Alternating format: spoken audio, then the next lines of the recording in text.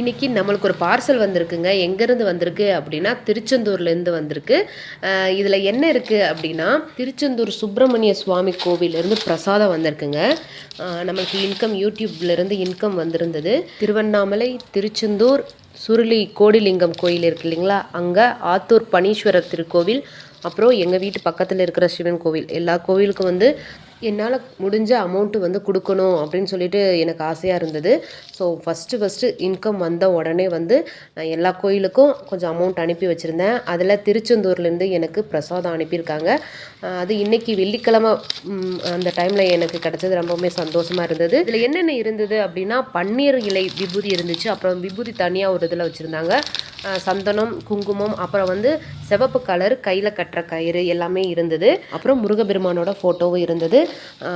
இதுக்கு எல்லாத்துக்கும் காரணம் நீங்கள் தான். நீங்கள் கொடுத்த ஆதரவு தான். எல்லாருக்கும் நன்றி. சிவாய நம.